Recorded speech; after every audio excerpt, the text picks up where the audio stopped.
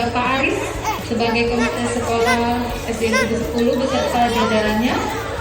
Yang terhormat Bapak Ibu Guru SDN Tugu 10 serta pegawai tenaga pendidikan. Yang terhormat orang tua dan wali murid dari siswa SDN Tugu 10 serta yang Ibu banggakan anak-anak kelas 1 sampai kelas 6.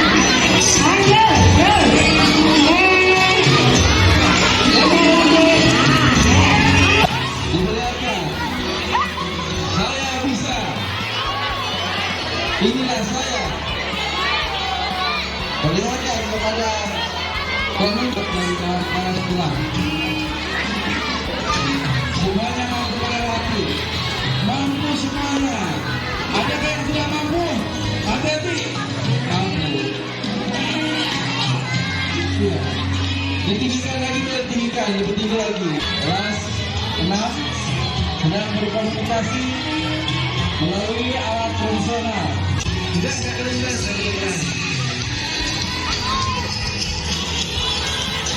masih atraksi dari ada lagi tidak memulai. Masih coba diperlihatkan bagaimana kancing ini bisa berputar. Kalian bisa yang dia buat bisa buat di rumah. Iya, bagus ternyata dia berputar. Nah ini bentuknya apa namanya? Bakiat, ya. Loh, yang tapel.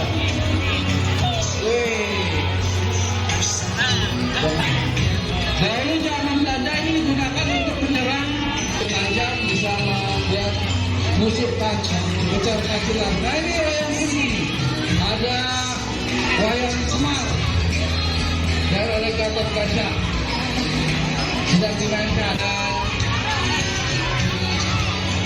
Ya, sedang bermain coplak ini seperti zaman Belanda, ya. Belum ada alat-alat modern, yang ada alat tradisional sudah.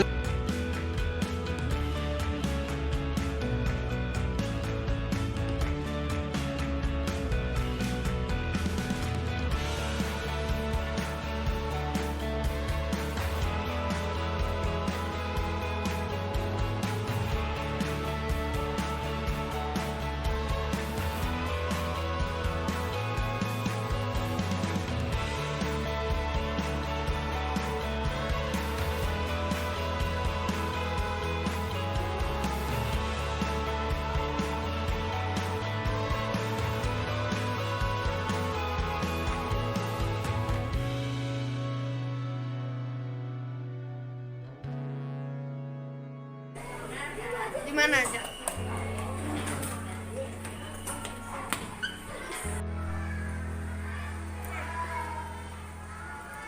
Menghargai pendapat teman ketika berdiskusi. Termasuk apa ini contoh perilaku apa?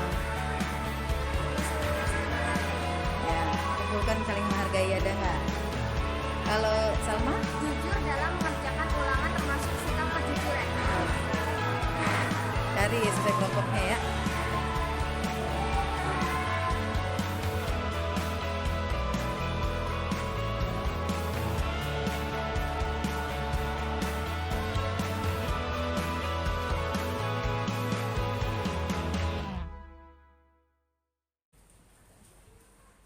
Bismillahirrahmanirrahim. Assalamualaikum warahmatullahi wabarakatuh.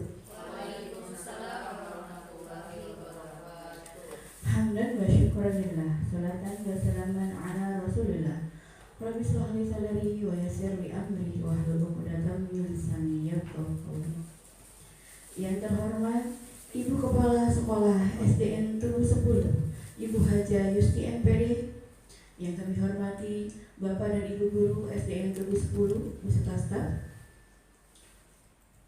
Mari kita panjatkan puji dan syukur kepada Allah Subhanahu wa taala sehingga pada siang hari ini kita dapat berkumpul di tempat yang berbahagia ini dalam acara diseminasi budaya positif kegiatan pendidikan guru penggerak angkatan 6 Kota Depok.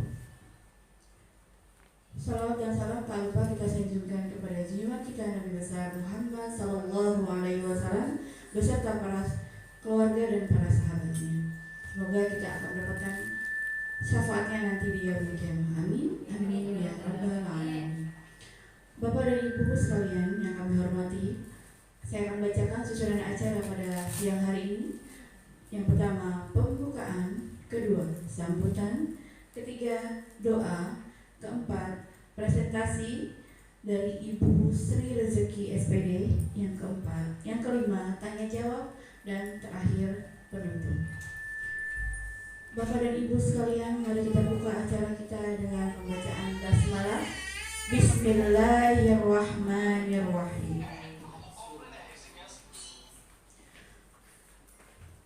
Disampaikan oleh Ibu Kepala Sekolah SDN Teguh 10, Ibu Haja Yusti MPD. Dipersilakan. Bismillahirrahmanirrahim. Assalamualaikum warahmatullahi wabarakatuh. Alhamdulillahirabbil alamin wa bihi nasta'in ala umuri din wa ala alihi wa sahbihi ajma'in. Amma ba'du.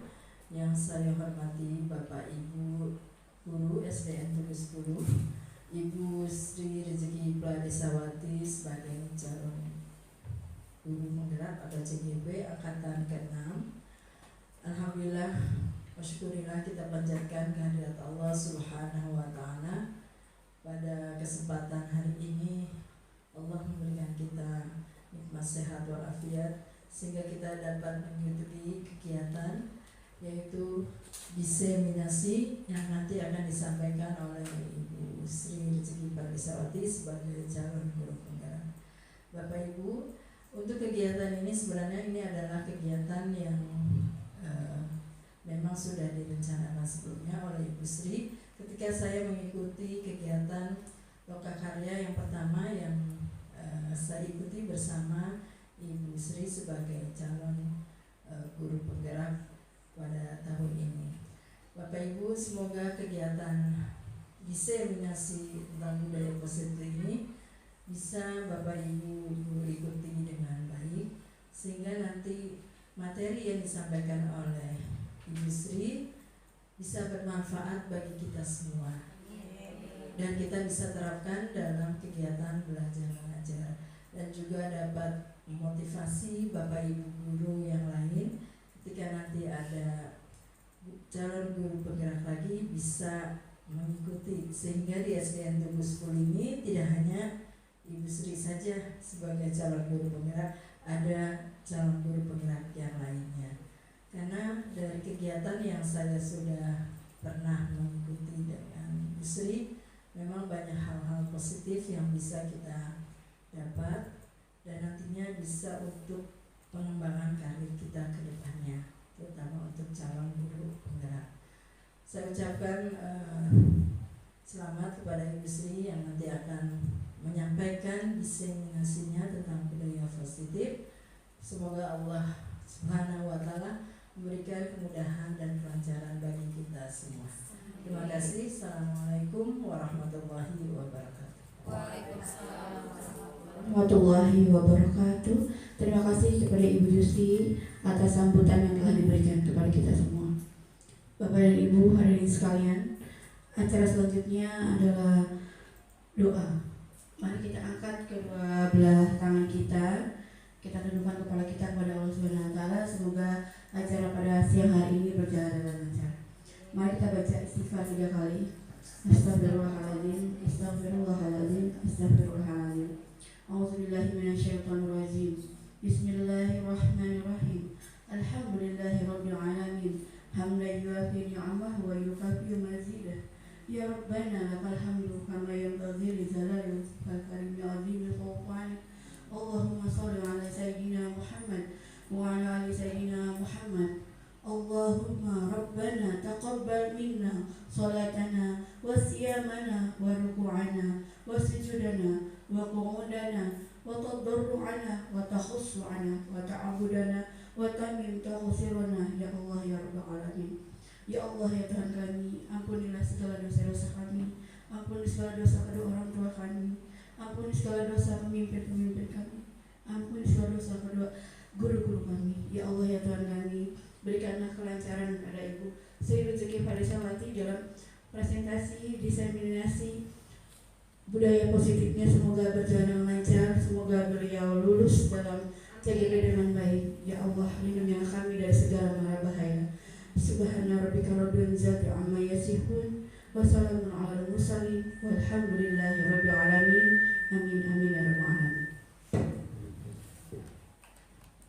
Hadirin sekalian, acara selanjutnya adalah presentasi dari Ibu Sri Rezeki Farisawati, diseminasi budaya positif kegiatan pendidikan guru penggerak angkatan 6. Kepada Ibu Sri, silakan. Bismillahirrahmanirrahim. Alhamdulillahirrahmanirrahim. Wassalatu wassalamu ala asrofil anbiya'i wal mursalin wa ala alihi wa sahbihi ajma'in, amma ba'du. Yang terhormat Ibu Yusti EPD, Kepala Sekolah SDN Tugu 10. Yang terhormat Bapak Ibu Guru SDN Tugu 10 yang saya banggakan. Terima kasih banyak atas kesediaan Bapak Ibu untuk meluangkan waktunya memenuhi, ikut berpartisipasi, memenuhi tugas saya sebagai calon guru penggerak angkatan 6. Izinkan saya hari ini mendiseminasikan materi tentang budaya positif.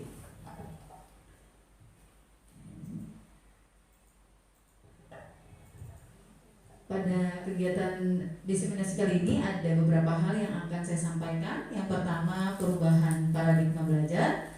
Yang kedua, teori kontrol, disiplin positif, keyakinan kelas, kebutuhan dasar manusia dan dunia berkualitas, motivasi perilaku manusia, posisi kontrol manusia, dan segitiga restitusi. Lumayan banyak, namun insya Allah berguna bagi kita dalam kehidupan sehari-hari maupun tugas ya Bapak Ibu ya.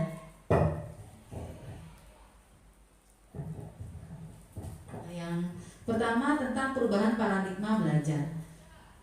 Pembelajaran paradigma baru saat ini adalah pembelajaran berdiferensiasi. Jadi yang saat lalu hanya student center, ternyata sekarang ada lagi istilah perubahan pembelajaran berdiferensiasi. Diferensiasi itu ini kan berbeda-beda ya. Jadi pembelajaran yang menggunakan strategi yang berbeda-beda untuk memenuhi kebutuhan setiap murid yang sangat unik. Nah, murid ini sangat unik, berasal dari latar belakang keluarga yang berbeda-beda. Tentu kebutuhannya juga akan berbeda-beda. Nah, kita akan berusaha memenuhi kebutuhan mereka sesuai dengan tahap perkembangannya. Nah, tujuannya adalah peserta didik kita ini akan mewujudkan profil pelajar Pancasila. Untuk pembelajaran terdiferensiasi, mudah-mudahan nanti akan ada khusus ya Bu, karena ini ada khusus modul 2 tentang pembelajaran terdiferensiasi. Nah, sekarang izinkan saya masuk ke budaya positif. Nah, selain perubahan tersebut, di sini juga ada perubahan beralihnya teori stimulus respon kepada teori kontrol, SR ya. Ini teori respon itu yang tadinya merupakan kebutuhan kita sama, berubah menjadi nyata kita berbeda. Kebutuhan kita berbeda, baik murid maupun tiap-tiap guru ya. Tiap-tiap guru berbeda-beda. Kemudian kita melihat semua orang melihat yang sama, berubah menjadi setiap orang memiliki gambaran yang berbeda. Kemudian kita mencoba mengubah orang agar berpandangan sama dengan kita, akan berubah menjadi kita berusaha memahami pandangan orang lain tentang dunia. Nah, orang lain ini bisa saja murid, bisa saja orang tua, bisa juga rekan kerja. Jadi bisa saja saya dengan Pak Anam, rekan saya berbeda karena memang cara pandangnya berbeda. Nah, di sini harus menghargai, tidak ada yang benar atau yang salah. Perilaku buruk dilihat sebagai suatu kesalahan, bergeser menjadi semua perilaku memiliki tujuan. Orang lain bisa mengontrol saya, ternyata yang bisa mengontrol adalah hanya kita yang bisa mengontrol diri sendiri. Nah, untuk yang ini saya minta tolong Bapak Ibu ikutan mengepal seperti digambar. Mengepal. Nah, ketika Ibu ingin melepas tangan ini, tetapi Bapak Ibu ketika saya ingin Ibu melepas tangannya, namun Bapak Ibu tetap memegang Ibu jarinya tetap memegang, apakah bisa? Ibu tolong lepas jarinya. Tidak bisa. Bisa tidak? Tidak. Semua bisa? Bisa nggak? Tidak. Bisa karena Pak Arman mengizinkan untuk melepas. Kalau yang lain tidak bisa karena apa alasannya? Tidak. Karena suruh melepas tadi jarinya. Ibu jarinya tidak. Iya. Ya karena yang ibu jarinya tidak mengizinkan untuk melepaskannya. Jadi ternyata di sini ada hubungannya dengan kita orang lain, anak itu berubah. Misalnya kita memerintahkan anak-anak mengerjakan PR dengan segala sanksi dan lain-lainnya. Nah mereka mengerjakan itu ternyata memang karena dianya, bukan karena gurunya. Saya ingin mengerjakan PR itu dari diri sendiri murid itu. Kita hanya membantu menstimulus. Saat itu stimulus ya, nanti kita akan rubah jadi peer control. Kemudian saya bisa mengontrol orang lain. Ternyata kita berubah menjadi kita semua tidak bisa mengontrol orang lain. Adanya pemaksaan pada saat rujukan gagal. Nanti saya hukum, nanti dikasih sanksi. Berubah menjadi kolaborasi dan konsensus menciptakan pilihan-pilihan baru. Jadi seperti negosiasi. Jika kamu seperti ini akan seperti ini. Jadi yang terjadi adalah berpikir menang dan menang antara dua belah pihak yang berubah maupun yang merubah. Karena adanya kedua-duanya yang saling mengizinkan untuk berubah seperti itu. Ini adalah teori kontrol yang digagas oleh Dr. William Glasser. Ini menurut beliau ya. Nah, yang kita fokuskan adalah tentang disiplin positif. Nah, dalam rangka menciptakan lingkungan positif ini ada satu strategi yang perlu kita tinjau kembali adalah penerapan disiplin di sekolah kita. Kita sama-sama merefleksi apakah penerapan disiplin kita sudah efektif? Apakah masih perlu ditinjau kembali?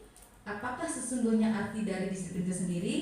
Dan apa kaitannya dengan nilai-nilai kebajikan? Nah, untuk kita merefleksi disiplin positif yang sudah kita terapkan di sekolah, alhamdulillah saya lihat di sekolah SD Tugu 10 sudah sangat bagus ya untuk penerapan disiplin dan kebiasaannya. Namun memang untuk lebih baik lagi kita bisa refleksi tentang penerapan disiplin, terutama tentang disiplin positifnya. Dalam budaya kita itu sering disiplin itu dengan kata kepatuhan pada suatu peraturan. Baik Bapak Ibu, sekarang kita akan lebih mengenal tentang disiplin positif. Nah, disiplin positif ini menurut Ki Hajar Dewantara untuk menciptakan murid yang merdeka, syarat utamanya adalah harus adanya disiplin yang kuat. Disiplin yang kuat ini adalah disiplin diri dari murid tersebut yang berasal dari dirinya, dari dalam dirinya, bukan karena faktor eksternal atau orang lain atau tekanan. Seperti ini ya. Nah, manfaat disiplin di sini adalah dapat menggali potensi menuju kepada suatu tujuan, dihargai dan bermakna, kemudian mempelajari bagaimana cara kita mengontrol diri kita, mempelajari bagaimana menguasai diri untuk memilih tindakan yang mengacu pada nilai-nilai yang kita hargai, dan dapat bertanggung jawab terhadap apa yang dilakukan karena mereka mendasarkan tindakan pada nilai-nilai kebajikan universal. Nah, ini bisa juga kita terapkan terhadap diri kita sendiri, kepada anak kita maupun murid kita.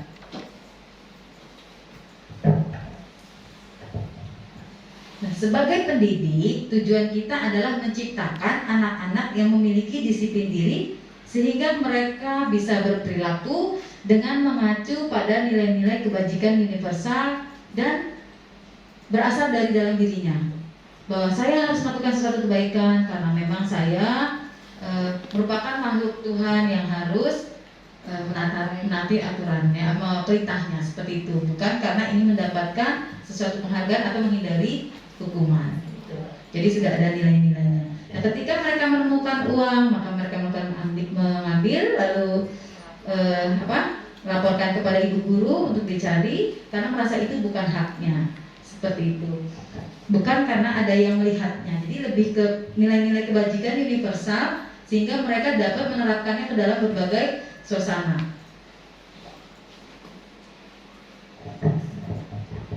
Nah, di sini saya hadapkan lagi tentang kebutuhan dasar manusia dan dunia yang berkualitas. Kebutuhan dasar manusia itu ada 5. Yang pertama, bertahan hidup. Artinya kita sebagai manusia atau murid kita sebagai manusia memerlukan makanan, minuman, istirahat yang cukup, perlindungan dari hujan atau rumah, tidak terlalu lelah. Itu adalah untuk bertahan hidup. Ini urusannya yang fisik, jasmani. Untuk kebutuhan dasar manusia berikutnya adalah kasih sayang dan rasa diterima. Itu bagaimana kita mendapatkan kasih sayang di rumah, di sekolah, diterima oleh teman-temannya. Itu lebih kepada psikologis. Lalu penguasaan. Kebutuhan penguasaan ini diartikan mereka ini bisa melakukan sesuatu di kelompok tersebut atau di tempat mana saja.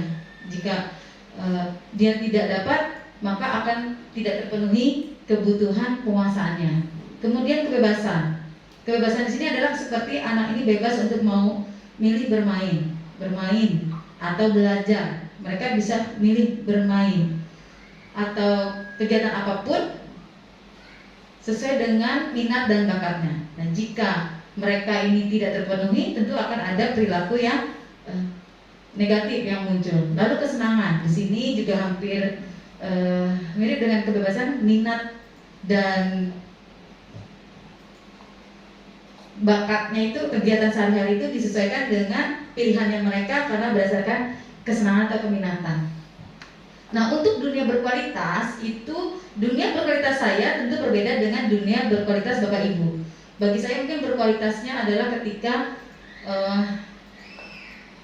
saya bisa masak di rumah gitu ya, untuk menyajikan masakan bagi keluarga. Namun bagi Bapak Ibu mungkin berkualitasnya apabila bisa menyediakan bisa menyekolahkan anak lebih tinggi, mungkin seperti itu. Jadi berbeda-beda. Mungkin ada juga teman kita dunia berkualitas mereka adalah ketika berhasil menuntaskan pendidikan setinggi-tingginya.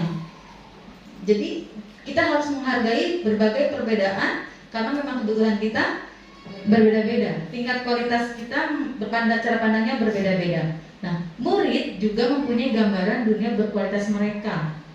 Ini yang perlu kita kembalikan kepada pembelajaran yang berhampa pada siswa. Jadi memang sekali lagi kita lihat keadaan murid, keadaan latar belakang keluarganya.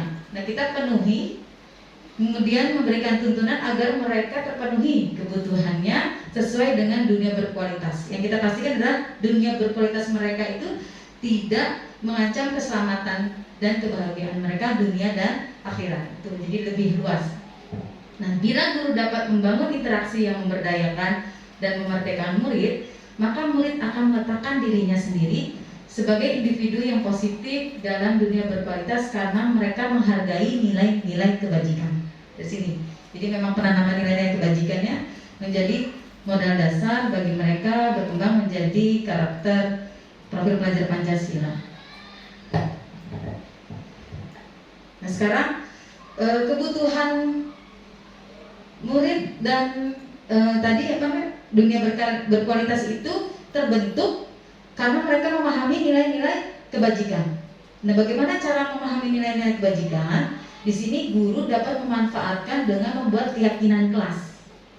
Keyakinan kelas, mungkin kalau di zaman dulu itu atau sekarang kita masih menerapkan kontrak belajar di awal. Kontrak belajar itu berisi peraturan-peraturan yang disepakati oleh 2 orang atau biasanya, atau mungkin ada beberapa guru-guru yang menerapkan strategi lain di awal. Iya. Ya. Bagaimana Bu Dina? Mungkin bisa sharing? Kalau di awal biasa kita bikin tata tertib bersama-sama. Tata tertib bersama-sama. Oke. Nah, itu pendapat mereka. Kalau telat anak-anak harusnya kita bagaimana? Anak-anak menyimpulkan. Berarti didenda Bu. Berarti ini, tapi masing-masing mereka baru nanti diambil kesepakatan. Alhamdulillah, Pak Sudina sudah melibatkan murid untuk membuat suatu peraturan yang mereka sepakati gitu ya, berikut dengan sanksinya. Jadi lebih ke tata tertib atau peraturan ya, baik itu suatu hal yang bagus, Bu Dina, luar biasa. Jadi tidak saja kita yang menentukan peraturan tersebut, tapi Bu Dina sudah melakukannya. Nah, keyakinan kelas ini seperti apa? Apakah sama dengan yang tadi disampaikan? Kita simak dulu ya Bu ya. Oke.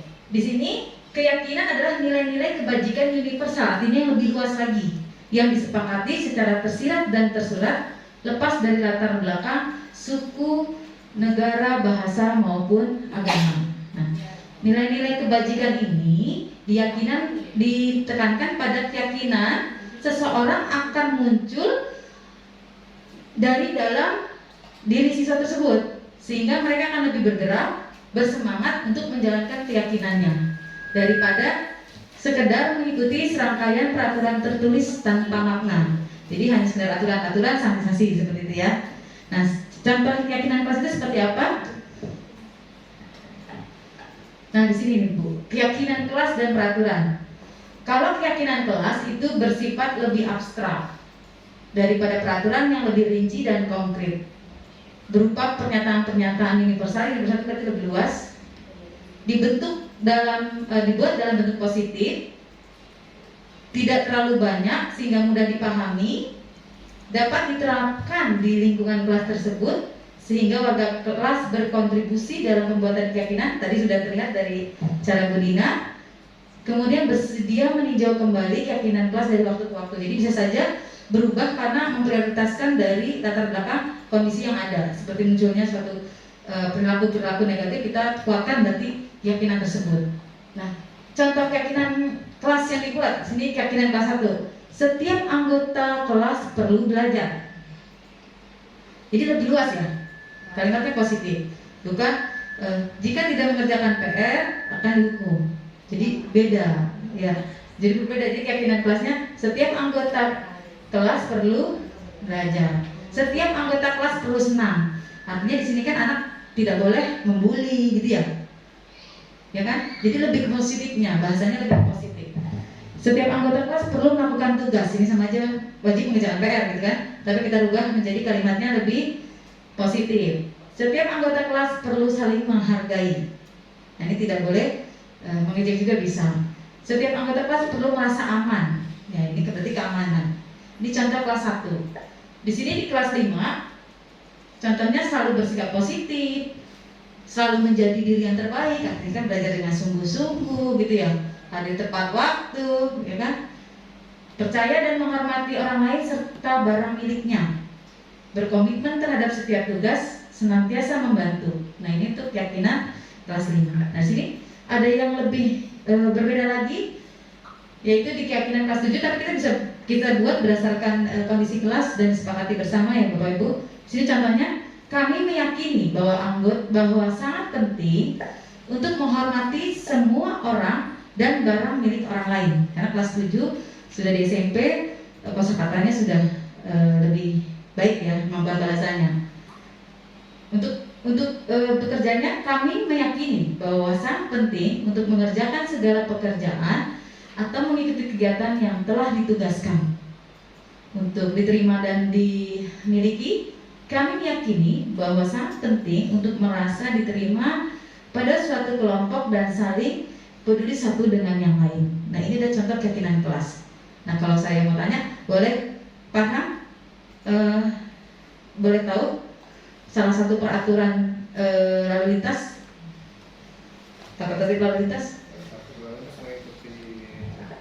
Mengikuti aturan yang sudah ditetapkan. Contoh sebisa harus memakai pelindung yaitu helm. Contohnya ada paham peraturan lalu lintas adalah memakai helm. Itu peraturan. Tapi kalau kira-kira nilai kebajikan atau ini yang lebih universal itu untuk apa Pak? Amin. Keselamatan pengguna. Berarti utamakan keselamatan. Jadi gitu Bu. Kira-kira mungkin ada perbedaan, ada sedikit perbedaan ya Bu ya, peraturan, tata tertib dan keyakinan kelas. Jadi memang untuk yang lebih universal. Jadi yang kita tekankan adalah utamakan keselamatan. Nah, utamakan keselamatan ini tujuannya apa? Dapat diterapkan ketika anak-anak di mana saja. Contohnya kemarin kejadian anak-anak main korek, ya kan? Kan tidak ada larangan, tidak boleh bermain korek. Tetapi adanya, mari kita jaga keselamatan. Jadi itu lebih bersifat universal, sehingga guru ketika nanti kita melakukan bimbingan konseling atau restitusi itu sudah pas, sudah meyakini semuanya. Nah, itu akan diingat kemanapun mereka berada, baik di sekolah, di jalan raya, di rumah, gitu kan.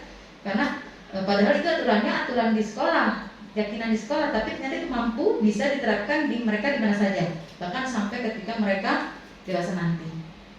Nah, tantangannya membuat keyakinan kelas ini dan menanamkan keyakinan kelas ini memang tidak mudah dan tidak sebentar. Lebih lama dibandingkan kita menerapkan peraturan. Seperti membuat magnet, semakin lama maka daya tahan sifat magnetnya semakin bertahan, gitu ya.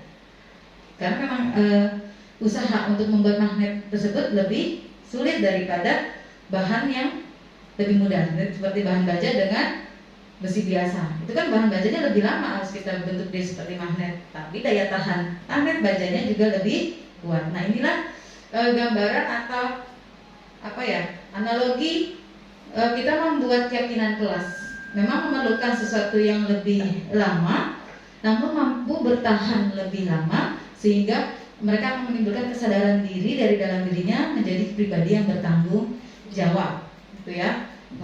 Di sini perlu konsistensi antara kita terapkan, lalu dukungan dari semua pihak. Makanya kami di sini calon guru penggerak ada tugas wajib mendiseminasikan agar terjadi kesepakatan dan suasana yang lebih lingkungan yang positif, seperti itu. Kita sama-sama belajar ya Bapak Ibu. Saya juga masih mencoba tentang keyakinan kelasnya.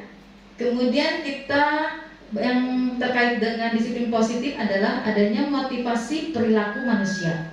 Nah, motivasi itu adalah dorongan dari dalam diri, baik secara sadar atau tidak sadar, untuk bertindak dengan tujuan tertentu.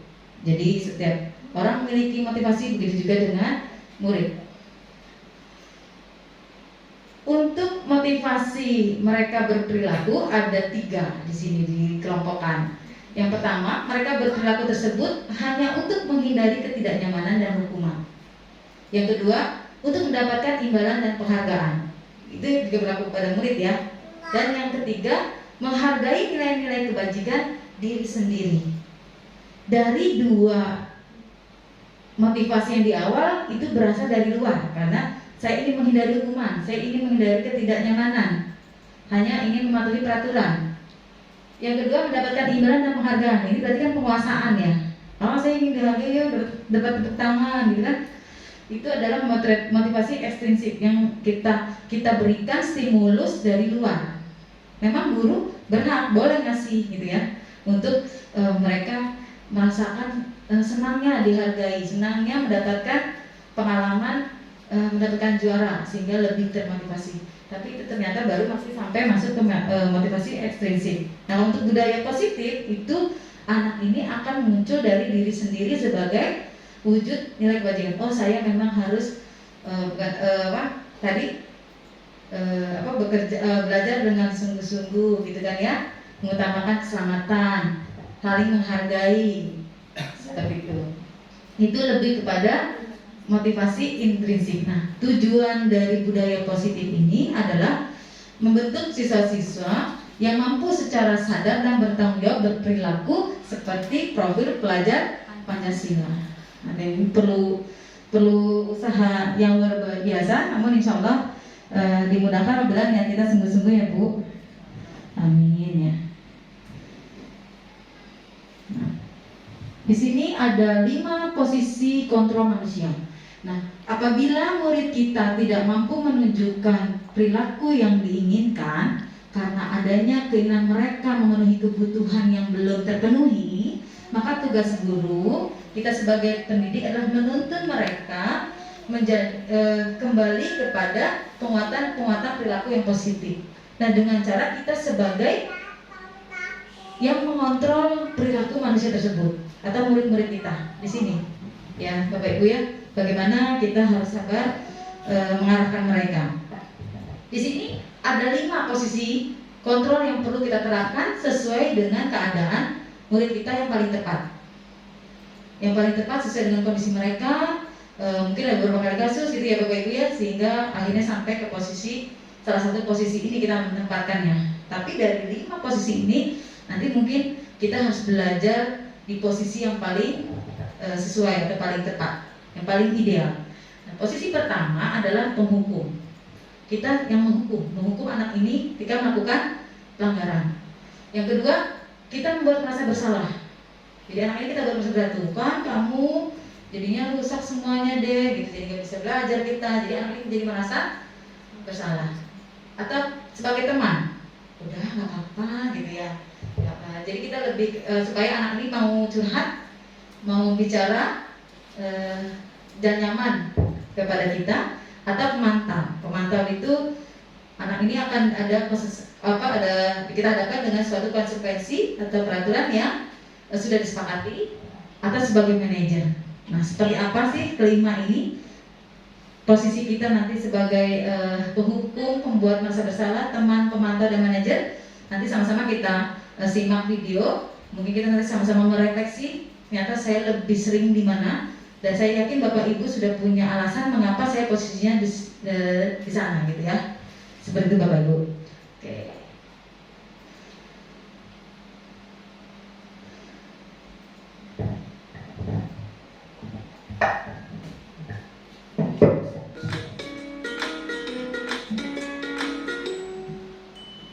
Salam bahagia Ibu dan Bapak guru hebat. Dalam penerapan disiplin positif restitusi, salah satu program yang dikembangkan adalah 5 posisi kontrol.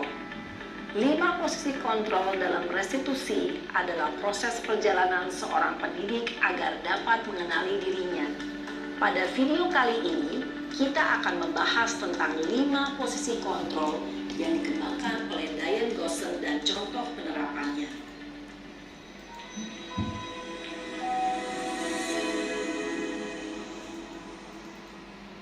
5 posisi kontrol itu adalah 1. Posisi penghukum. 2. Posisi pembuat merasa bersalah. 3. Posisi teman. 4. Posisi pemantau atau monitor. Dan 5. Posisi manajer. Untuk lebih memahami kelima posisi tersebut, mari kita saksikan kasus Naren yang terlambat hadir 20 menit di sekolah dan melihat bagaimana kelima posisi kontrol dalam menghadapi masalah tersebut.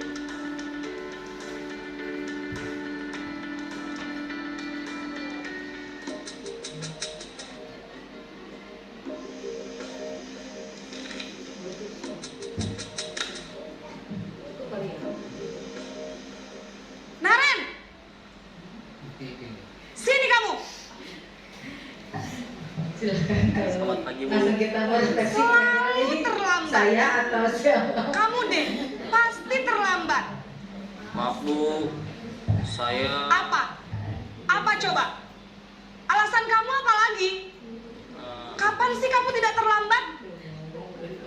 Malas sekali ya kamu jadi anak. saya Dasar pemalas. Gak kapok-kapok sih kamu. Sudah berapa kali terlambat? Sana, kamu keliling lapangan basket 2 kali. kenapa saya harus keliling lapangan basket Bu? Kenapa? Kamu mau lawan ibu? Berani-beraninya jawab.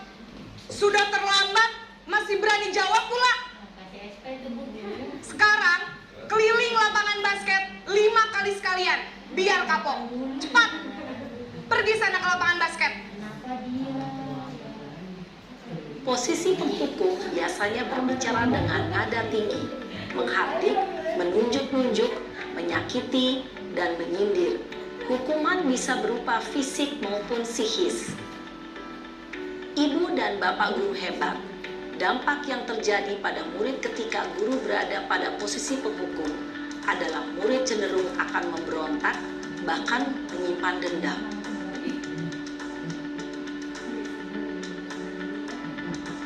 Kita ke posisi kedua ya Bu, posisi pembuat merasa bersalah.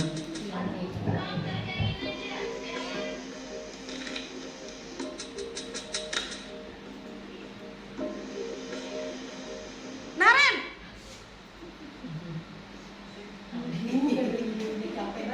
Selamat pagi Bu. Naren. Kamu kenapa terlambat lagi, nak? Ya Tuhan, Naren. Kamu senang ya bikin ibu susah ya? Senang ya. Kamu bikin ibu terlambat susah. lagi. Nanti ibu yang ditegur bapak kepala sekolah, nak. Disangka ibu tidak bisa membina kamu. Duh, gimana ini? Maaf Bu. Duh, Gusti Naren. Kamu suka ya kalau ibu ditegur bapak kepala sekolah? Terus, sekarang ibu harus tulis apa ini di buku absen? Ini kamu sudah sering terlambat loh. Ibu harus apa coba? Maaf Bu. Maaf sekali. Ya sudah, lain kali jangan bikin ibu susah lagi ya nak ya. Ibu tidak akan kuat lagi kalau kamu begini terus. Bisa jantungan kalau ibu ditegur bapak kepala sekolah. Sana cepat ke kelas. Maaf ya Bu. Maaf sekali. Itu adalah contoh kedua. Posisi pembuat rasa bersalah berbicara dengan nada tenang, cenderung lembut. Namun kata-kata yang diutarakan membuat murid merasa menjadi orang yang gagal, memandang buruk dirinya sendiri, merasa tidak berharga, dan tidak sanggup membahagiakan orang lain. Ketika guru mengambil posisi pembuat rasa bersalah, murid akan menganggap dirinya yang bersalah dan ia akan menyimpan emosi negatif tersebut di dalam dirinya.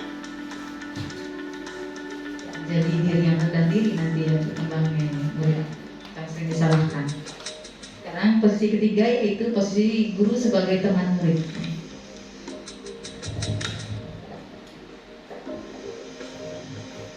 Naren!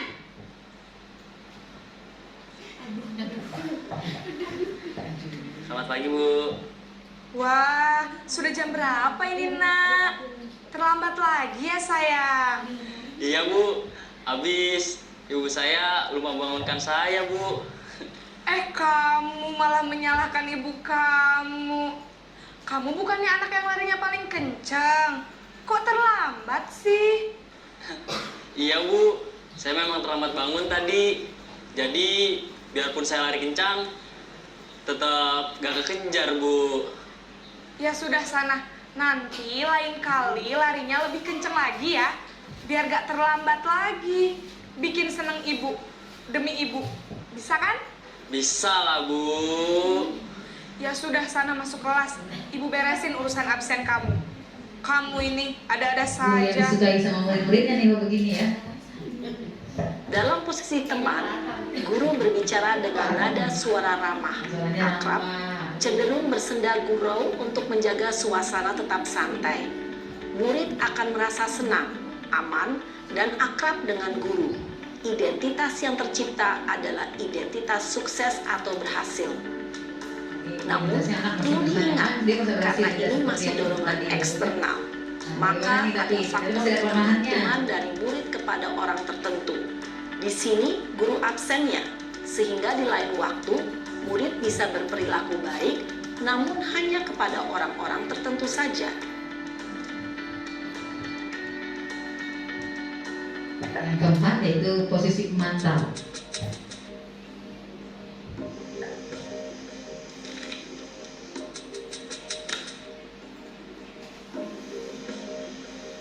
Naren!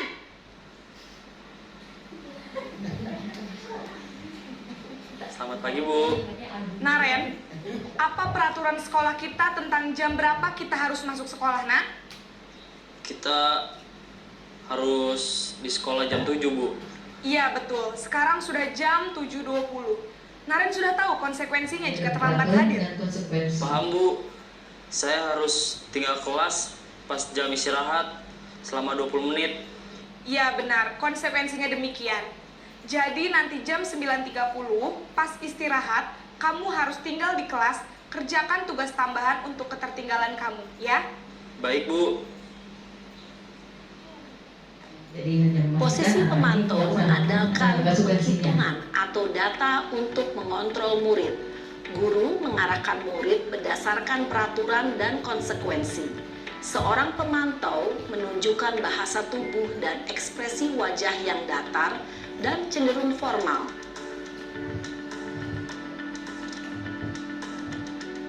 Posisi yang terakhir adalah posisi manajer.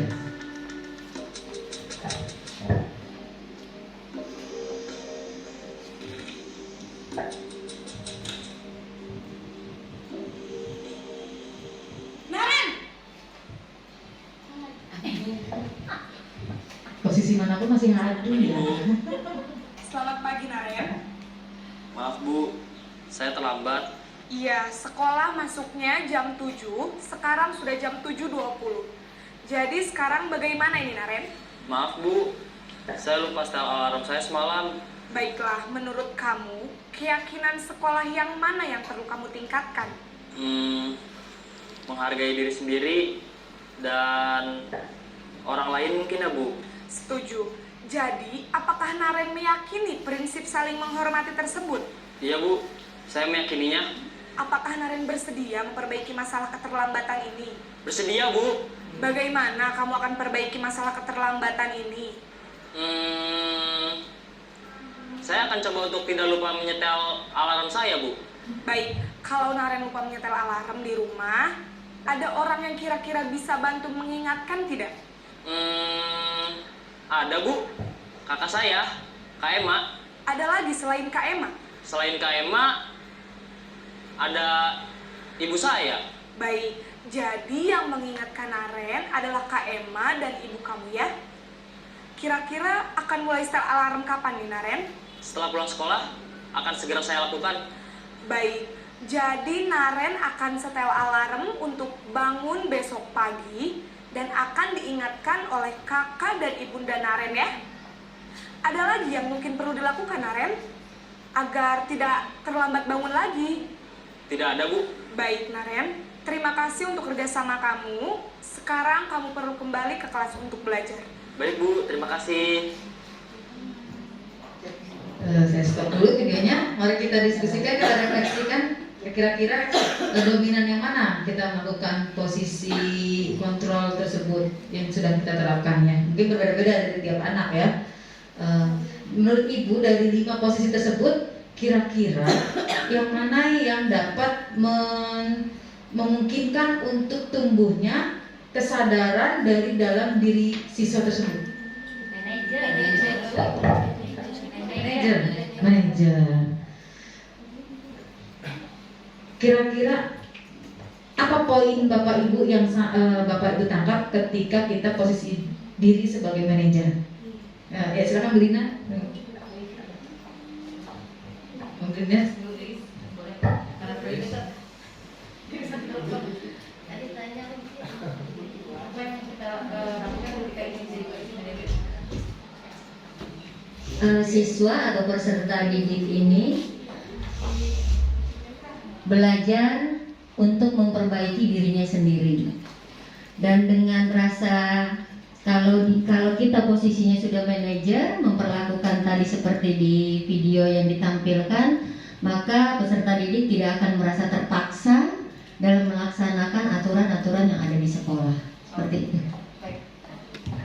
Baik, terima kasih Bu Lina. Ya silakan Bu Is, tadi semangat menambahkan, mantap.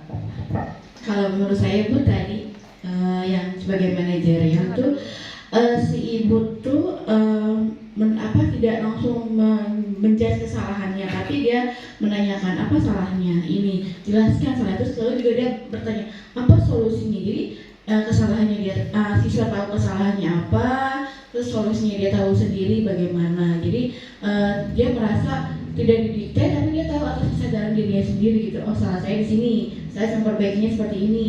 Misalkan akan butuh bantuan dalam siapa saya tidak tolong bantu gitu. Kayak itu sih Bu saya. Oke, baik. Luar biasa Bu Is, Lina dan Bu semua yakin juga berpendapat sama ya. Mungkin ada yang ingin menambahkan? Pak Anak? Atau nanti ya di sesi berikutnya. Baik, kita lanjutkan Bapak Ibu. Terima kasih atas tanggapannya. Ya.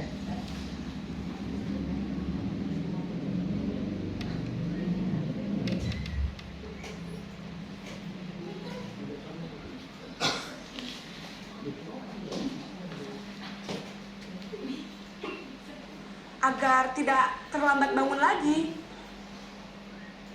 Dapat memecahkan masalah. Tujuan dari Tadi di sini juga siswa mencari orang yang membantu mereka untuk tetap menjalankan keinginannya. Untuk membimbing murid memiliki Caranya sikap kita harus disiplin dan netral, tidak positif, emosi, tidak terlalu ramah juga. bertanggung jawab, dan dapat memecahkan masalah. Tujuan dari posisi ini adalah agar murid dapat berefleksi atas tindakannya.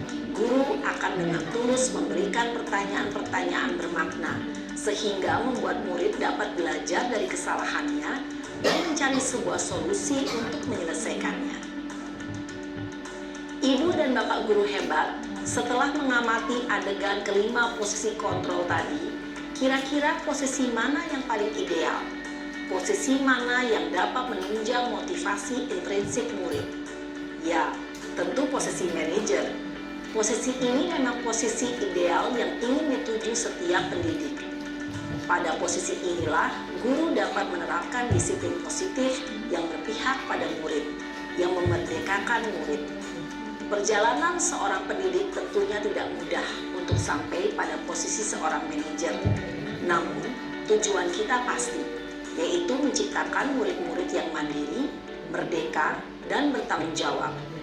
Semoga penggambaran 5 posisi kontrol yang telah diperlihatkan ini dapat menjadi ajang refleksi bagi kita semua, agar dapat terus mengasah dan menerapkan disiplin positif yang memerdekakan murid. Mari terus berlatih dan bersemangat. Selamat menerapkan. Salam dan bahagia, Ibu dan Bapak guru hebat. Biasanya sangat inspiratif ya. Aduh, luar biasa. Oke.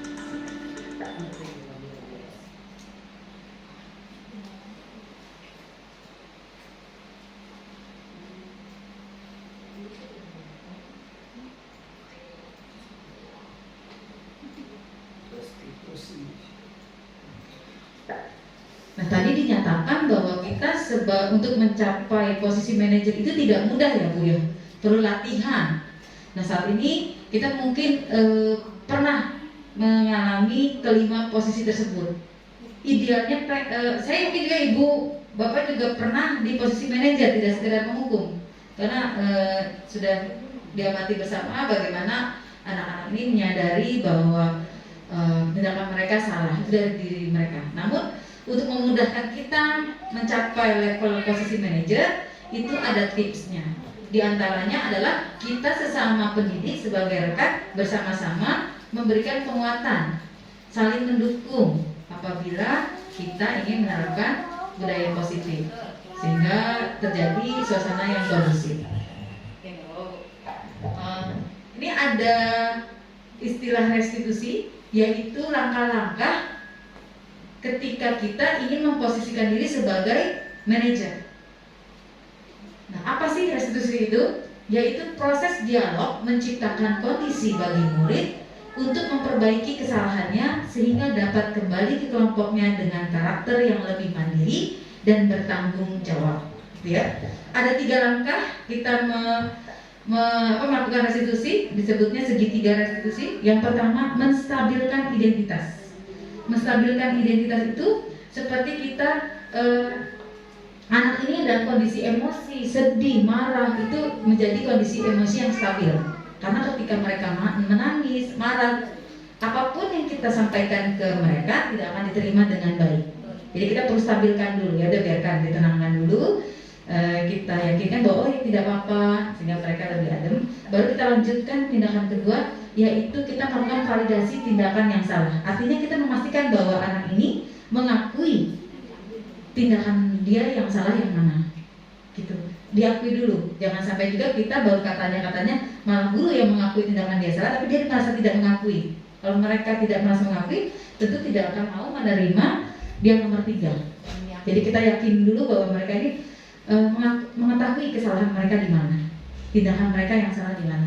Itu adalah langkah kedua. Dan yang ketiga adalah meyakinkan keyakinan. Kita mengarahkan mereka melalui pertanyaan bermakna. Pertanyaan bermakna tadi, apa kira-kira yang keyakinan kelas yang telah kamu langgar, gitu kan ya?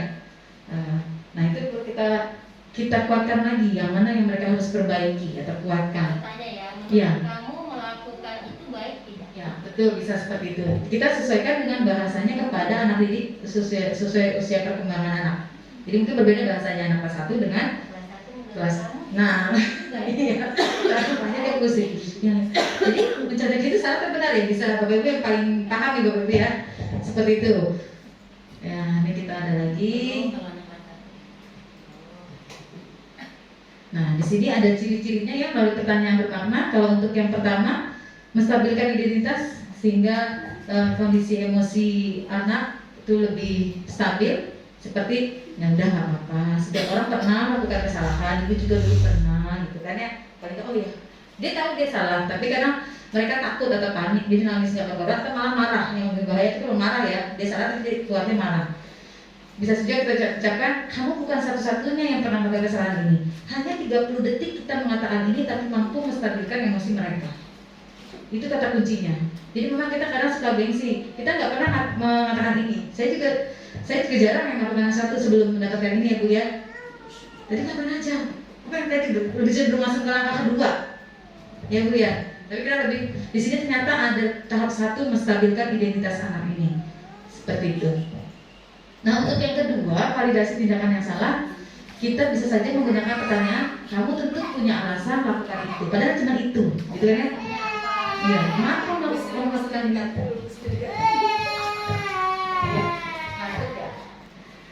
Yang kedua, validasi tindakan yang salah dapat juga seperti pertanyaan tadi ya.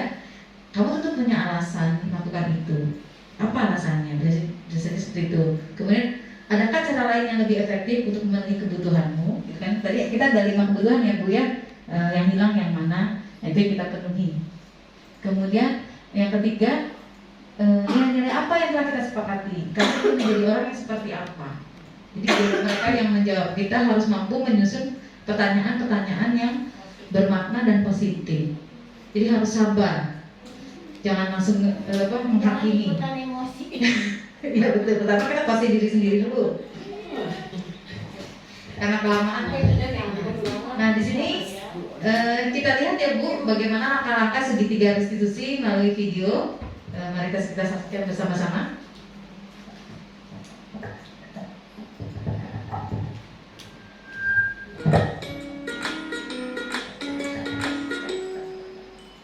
Salam dan bahagia Ibu dan Bapak guru hebat. Pada video kali ini kita akan membahas tentang salah satu program disiplin positif yang diterapkan di lingkungan sekolah yang dikenal dengan nama restitusi.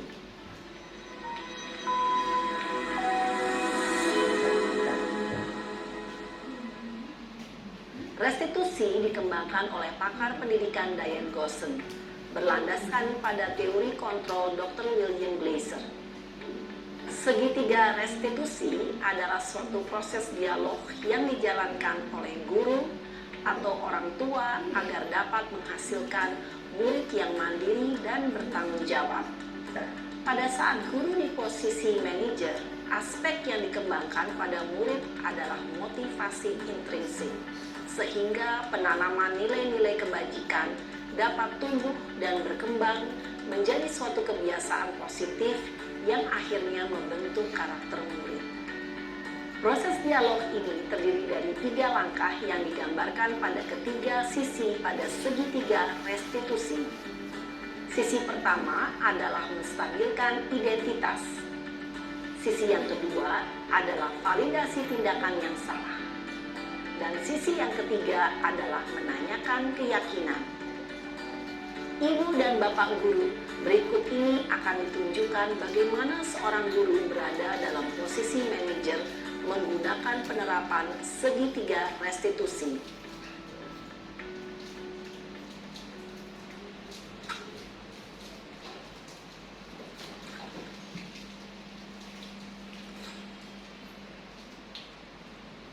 Siang Sarah.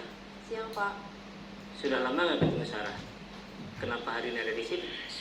Kesel Pak, kesel banget. Masa aku dikatain tukang fitnah Pak? Ya aku marah lah. Aku balik ngatain Eka di depan kelas. Kesel banget. Oh begitu. Ya pasti kamu marah dan kesal. Bapak juga akan marah apabila ada yang menuduh Bapak seperti itu. Kemudian pada saat itu kamu mau melakukan apa? Ya saya langsung ngatain Eka lah Pak. Kesel banget. Saya bentak-bentak dia depan teman-teman lain. Oh begitu.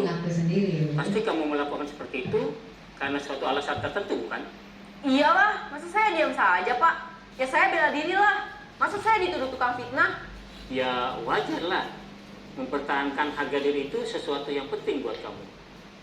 Untung kamu tidak bertindak lebih gegabah lagi, hanya membentak-bentak.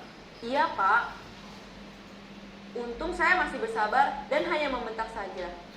Sudah gemes padahal, saya pasti bela diri lah.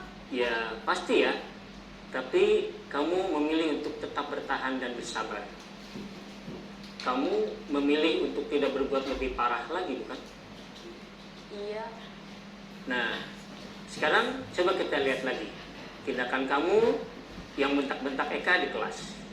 Tindakan kamu itu kira-kira sesuai dengan keyakinan kelas atau prinsip kamu tidak? Enggak lah, Pak. Capek, Pak, jadi pemarah. Jadi, keyakinan atau prinsip mana yang kurang sesuai dengan keinginan kamu? Ya, saya sebenarnya sangat menghargai orang lain. Mungkin saat itu saya menjadi emosi, jadi tidak menunjukkan sikap itu. Kamu meyakini tidak? Menghargai orang lain itu penting buat kamu. Yakinlah, Pak. Iya, setuju. Kita harus saling menghargai. Namun, ada juga keyakinan yang kita sepakati yang perlu kita jalankan apabila kita sedang marah, bukan? Ya, saya bisa lebih proaktif, mulai dengan diri sendiri. Saya bisa jadi lebih bersabar, mengambil waktu jeda untuk berpikir mau apa selanjutnya. Di sini siswa memprediksi manfaat yang dia peroleh ketika melakukan Iya, Pak. tersebut. Kalau kamu memperbaiki masalah ini, kamu akan menjadi orang seperti apa? Saya akan menjadi orang yang bertanggung jawab kali ya, Pak. Dan senantiasa proaktif. Iya, menurut kamu bagaimana rasanya menjadi orang seperti itu? Ya nyaman lah, bangga bisa bersabar dan menahan diri. Baiklah kalau begitu. Yuk kita pikirkan bagaimana memperbaiki masalah ini. Jadi dialognya, Bapak Ibu ya. Ibu dan Bapak guru hebat, baru saja kita menyaksikan contoh bagaimana seorang guru berada dalam posisi manajer menggunakan penerapan segitiga restitusi. Mari kita bahas satu persatu. Pada sisi pertama, menstabilkan identitas berdasarkan pada prinsip bahwa membuat kesalahan adalah bagian dari proses pembelajaran. Sisi pertama dari segitiga ini berperan menggeser identitas murid dari identitas gagal ke identitas sukses. Murid yang sedang bertingkah laku yang tidak pantas atau menarik diri saat itu sedang mengalami identitas gagal. Bila kita mengkritiknya, maka posisinya tidak akan berubah. Kita bisa mengajukan pernyataan-pernyataan ini. 1. Membuat kesalahan sesuatu yang wajar. 2. Manusia tidak ada yang sempurna. 3. Kita bisa memperbaiki masalah ini. 4. Saya tidak menanyakan kesalahannya. Saya lebih fokus bagaimana memperbaiki masalah ini. 5. Apakah saat ini kamu tengah menjadi orang yang baik untuk dirimu sendiri?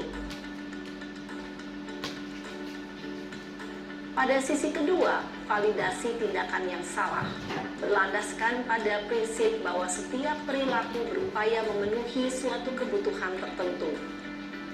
Guru yang telah memahami teori kontrol akan bergeser dari pemikiran stimulus respon menjadi proaktif dan mencoba untuk mengenali tujuan dari perilaku murid, mengenali dan mengakui kebutuhan murid ini dapat memperbaiki hubungan dengan murid tersebut. Pernyataan atau pertanyaan bisa disampaikan dengan nada suara tidak menghakimi atau memojokkan, sehingga dapat mengembalikan murid pada posisi positif. 1. Kamu bisa saja bertindak lebih gegabah lagi dari ini. 2. Kamu bukan melakukannya tanpa suatu alasan tertentu. 3. Kamu melakukannya karena mempertahankan sesuatu yang penting bagimu. 4. Mungkin kamu bisa mempelajari suatu perilaku baru yang lebih efektif. Bersediakah kamu mempelajarinya? Selanjutnya, kita akan simak sisi terakhir, yaitu menanyakan keyakinan. Teori kontrol menyatakan bahwa pada dasarnya kita termotivasi secara intrinsik. Pada saat perilaku yang salah telah divalidasi dan identitas sukses telah stabil, maka murid telah siap mengaitkan keyakinan-keyakinannya dengan tindakannya yang salah dan pemikirannya telah bergeser menjadi orang yang stabil dan siap direstitusi menerima pertanyaan-pertanyaan ini dapat mengaitkan keyakinan-keyakinan yang dianut murid. 1. Sebagai keluarga atau kelas, apa yang kita yakini. 2. Nilai-nilai apa yang telah kita sepakati. Tapi kalau bisa 3. Seperti apa gambaran sebuah kelas yang ideal bagi kamu. 4. Kamu ingin menjadi orang seperti apa?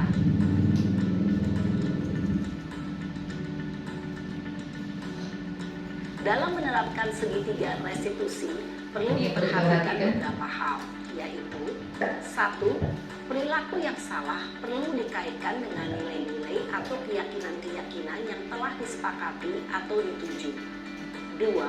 Kesediaan orang yang melakukan kesalahan untuk memperbaiki masalah. 3. Pemecahan masalah sebisa mungkin relevan atau memiliki hubungan dengan masalah yang ada.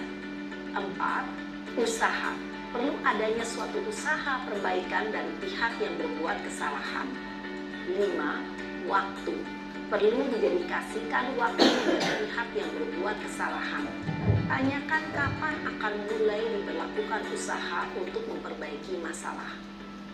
Dengan memahami struktur penerapan segitiga restitusi, diharapkan guru dapat menerapkan posisinya sebagai manajer dengan mengajukan pertanyaan-pertanyaan bermakna yang dapat membuat murid menjadi lebih percaya diri, bertanggung jawab, dan mandiri.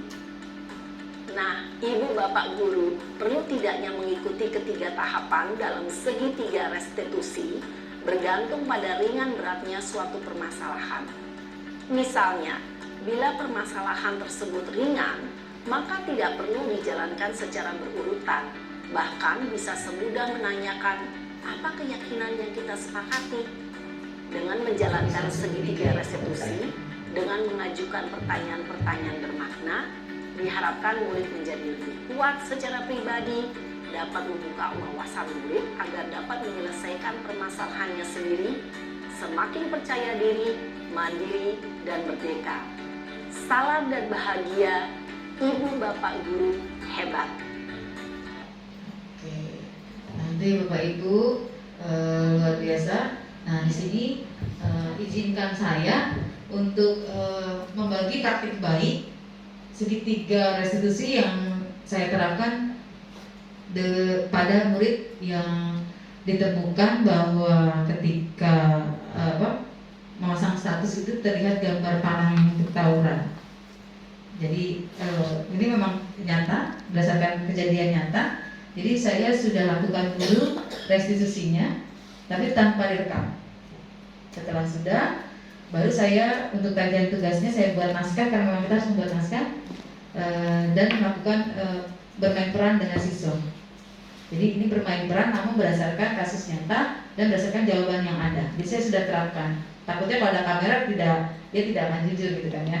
Jadi 2 kali kebetulan pakai kelasnya Bu Kiki waktu pelajaran Bu Kiki ya.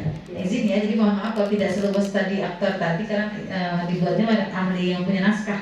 Kalau saya ini dari diri sendiri tapi lumayan lah buat jadi artis. Jadi enak Pak kalau ikut CGP jadi artis terus. Bergerak karena untuk menggerakkan untuk tidak.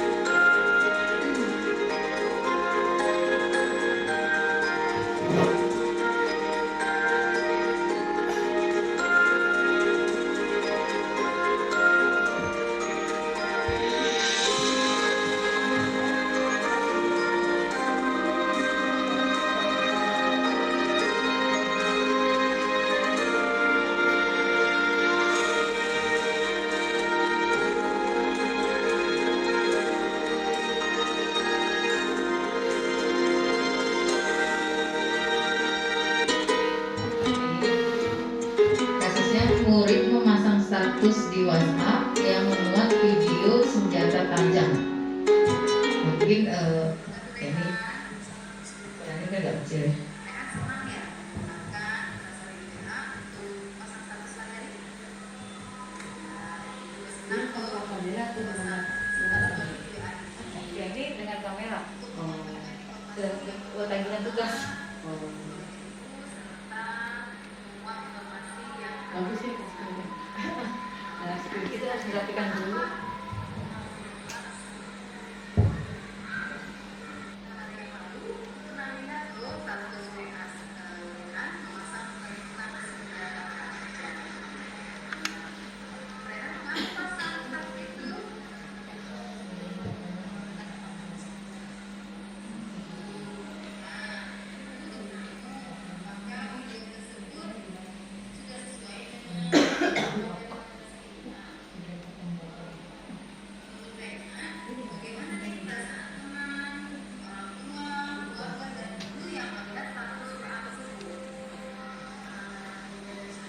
Ya, anaknya tidak nyala ini.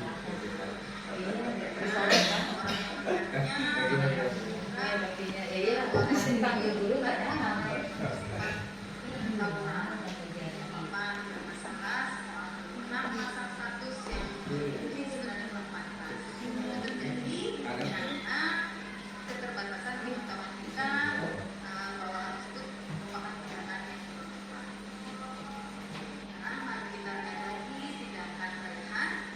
Ketiga, menanyakan keyakinan.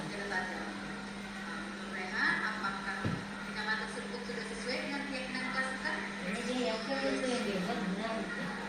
Jadi masih Kalau dia apa aja, senyum ini kayak ini. Muhammad Rian. Harusnya yang bisa acting. Ini malah ketawa. Ini konseling ini memang itu nyata. Jadi nyaman. Tadi ketika dia matanya ke atas aja dia mengarah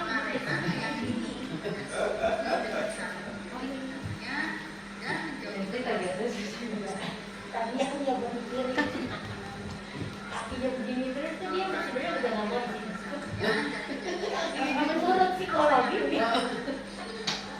Kapan selesai elektrik? Gitu ya.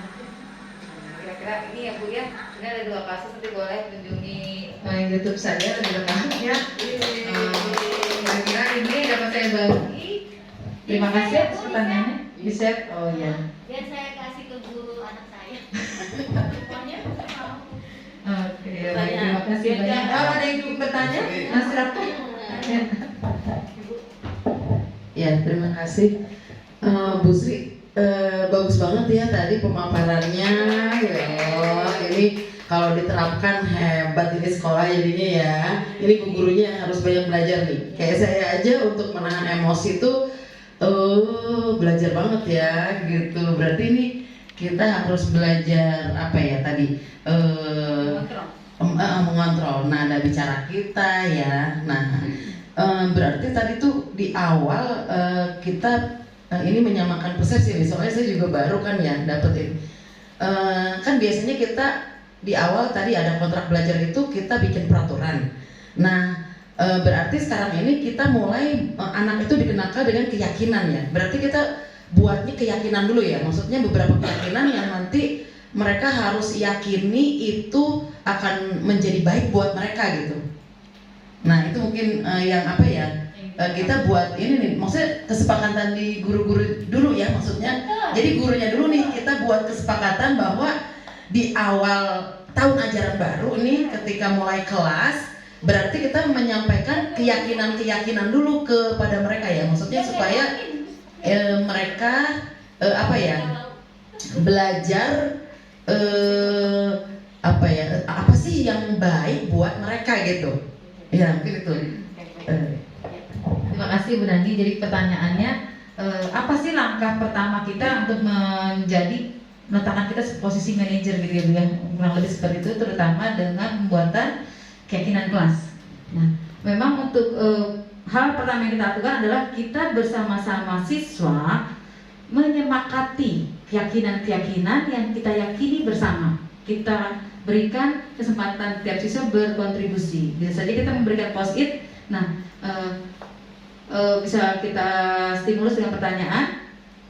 Menurut kalian untuk menjadi kelas yang kompak dan kita menjadi pribadi yang baik, apa yang harus kita lakukan? Nanti mereka terus di post-it, tempel di papan tulis. Nanti dari semua jawaban itu kita kelompokkan. Oh, ternyata ini yang tidak mengejek, tidak bertengkar dengan teman itu ternyata untuk menjaga perdamaian. Jadi kita yang guru ini baru kita dari yang mereka kan lebih sering lebih ke peraturan ya. Jadi kita sudah mengerti perbedaan peraturan dengan keyakinan.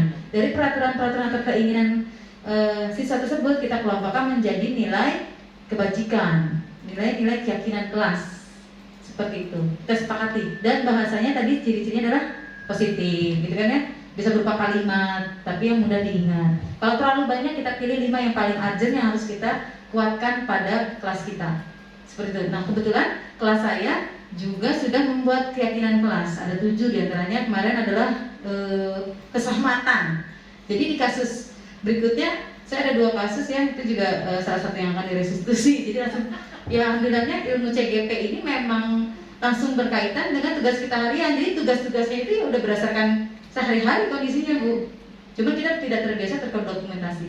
Jadi benar Bu Nani bahwa yang perlu kita lakukan pertama kali adalah membuat keyakinan kelas, nilai-nilai universal kebajikan yang perlu kita kuatkan sehingga anak ini menjadi pribadi yang mandiri dan bertanggung jawab.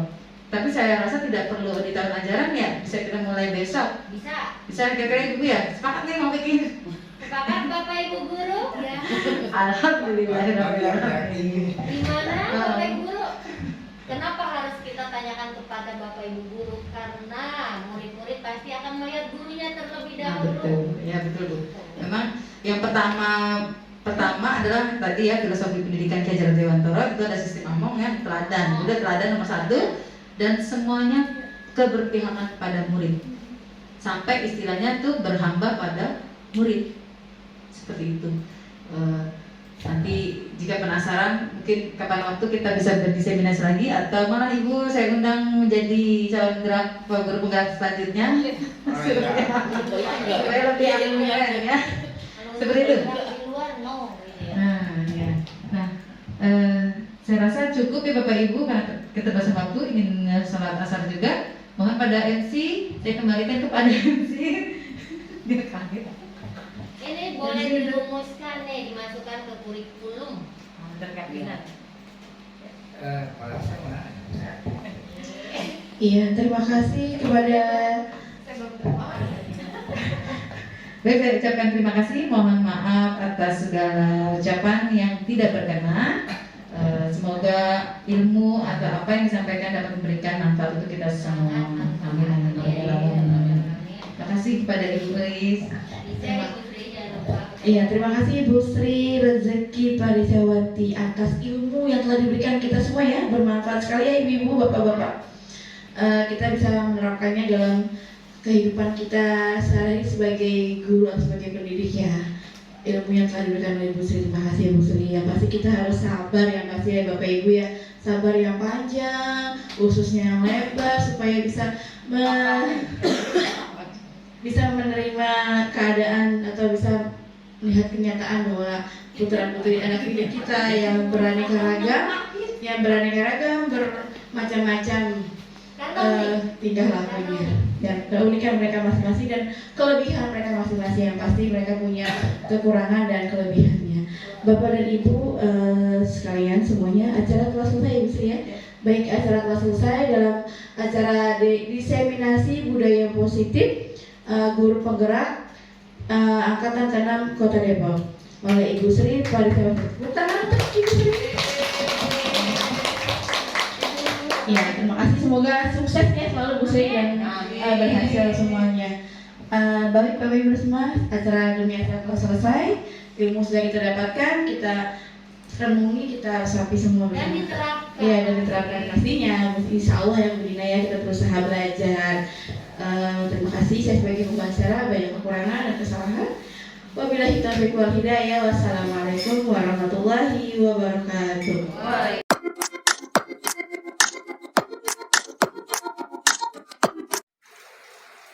Assalamualaikum warahmatullahi wabarakatuh. Perkenalkan, nama saya Siti Jubaidah. Saya guru SDN Curug 5 Cimanggis. Sebelumnya kami mengucapkan terima kasih kepada Ibu Sri dan juga Ibu Haji Yusti yang telah memberikan kesempatan kepada kami guru ke SDN Curug 5 untuk dapat berkunjung di acara P5 yang dilaksanakan di Tugu 10. Nah, pelaksanaan P5 di Tugu 10 alhamdulillah kemarin berjalan dengan lancar dan pelaksanaannya pun terarah sesuai dengan perencanaan, dimulai dengan karnaval yang dilaksanakan oleh peserta didik, di mana para siswa menampilkan hasil karya yang telah mereka buat. Dan di sana juga kami melihat penampilan-penampilan dari para siswa, baik itu tarian, nyanyian, dan juga ada di fase C kelas tinggi yang menampilkan karya dan juga peragaan permainan tradisional. Kemudian manfaat bagi P5 bagi siswa menurut kami ini adalah siswa dapat mengembangkan kompetensinya, memperkuat karakternya, dan juga berperilaku sesuai dengan nilai-nilai Pancasila.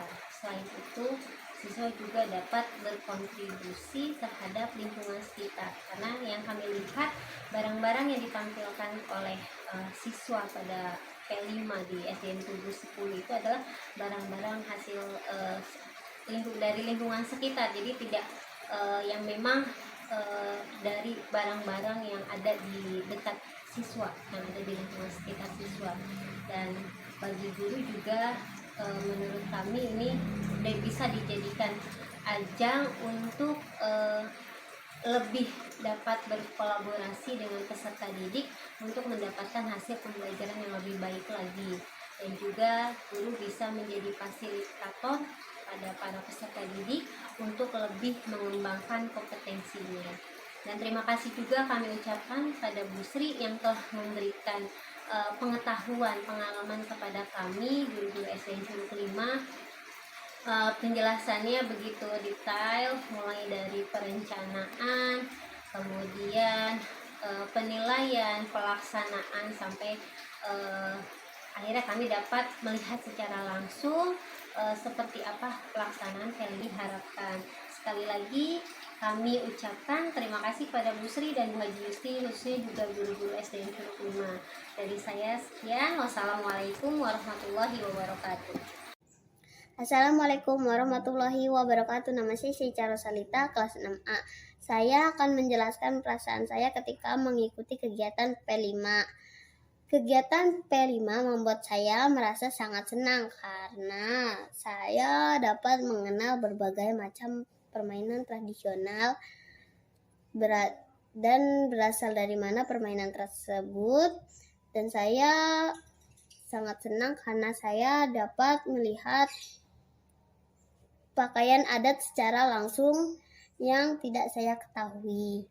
Manfaat dari kegiatan P5 adalah membuat seseorang menjadi kreatif karena kegiatan tersebut menggunakan barang bekas untuk membuatnya.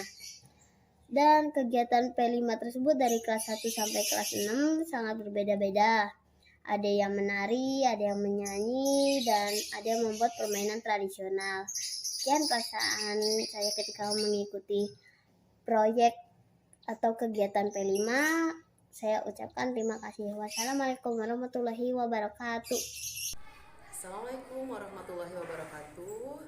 Alhamdulillah saya diberikan kesempatan ya di sini ya di sekolah oleh Bu Sri untuk mendapatkan ya sebuah ilmu yang mungkin saya tidak akan dapatkan ya dari seorang guru penggerak nih, maksudnya karena saya sendiri sudah berumur 55 tahun tuh sudah tidak ada kesempatan untuk bisa jadi guru penggerak ya. Jadi ini Bu Sri alhamdulillah memberikan kesempatan pada saya untuk mendapatkan ilmu yang sangat bermanfaat ini ya, untuk diaplikasikan nanti di kelas gitu ya. Ini ilmunya Masya Allah ya, belum pernah saya dapatkan ya. Ini merupakan hal baru ya buat saya gitu ya, bahasa seperti bukan selama ini yang saya tahu kan peraturan gitu ya yang dipakai di kelas gitu ya, tapi ini bahasanya keyakinan gitu ya, maksudnya ini hal yang baru gitu yang saya dapat ya, tapi Masya Allah gitu, itu mengena sekali gitu ya. Nah harapannya nanti ini budaya positif ini bisa dilaksanakan gitu ya, tidak hanya di satu kelas atau dua kelas, tapi seluruh kelas bisa gitu ya menerapkan budaya positif ini gitu ya, sehingga anak-anak itu nanti mendapatkan perlakuan yang sama gitu ya dalam satu sekolah itu ya, jadi tidak dibeda-bedakan gitu ya. Itu mungkin harapan saya gitu ya, setelah mendapatkan ilmu yang baru ini gitu ya, jadi bisa diaplikasikan di kelas nanti gitu ya. Demikian, terima kasih. Assalamualaikum warahmatullahi wabarakatuh.